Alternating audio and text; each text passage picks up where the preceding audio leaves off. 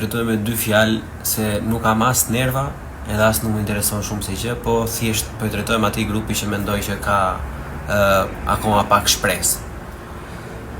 Për gjithë ata që ndihen konservator apo e vetë quajnë veten e tyre konservator, vdekja e Charlie Kirk nuk ka zero impact në jetën tuaj. E ke parasysh? Ai si kur ishte aty, si atje ku është tani, nuk mund të ndryshoj asnjë gjë në realitetin tënd imediat. Se çfarë ndodhi me atë problem atje, ka njerëz të tjerë që merren. Po ti, çfarë je duke bërë? Sepse votën ose ta votën ose e shite. Ujin po ta marrin, tokat po t'i marrin, po ju zhvasin, po ju rrjepin. VKM-t e para pak kohëve, 824-825 po krijon minoritete si kërpullat pas shiut. E kupton? Qa punë e keti me Charlie Kirk?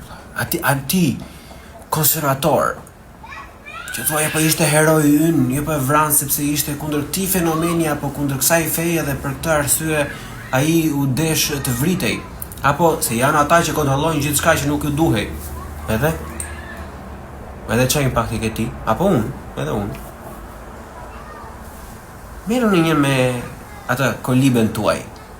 Kur ti kemi vendosur në gjërat në rregull, e kupton që ti jemi disi decent me njëri tjetrin për veten tonë, me familjen tonë, atëhere opinioni jot për filanin apo për fistekun edhe mund të vlej, që nuk është e garantuar asnjëherë, që edhe ka jashtëzakonisht shumë pak shanse të ndodhi. Që vëmendja vlla, fokuso te gjërat që kanë rëndësi, mos u me budalliqe ja u ju. Hajde. Ciao.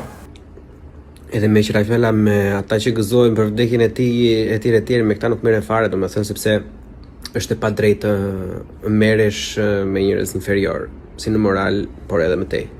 Kështu që le të mos humbasim kohë, miq, le të fokusohemi tek gjërat që kanë rëndësi.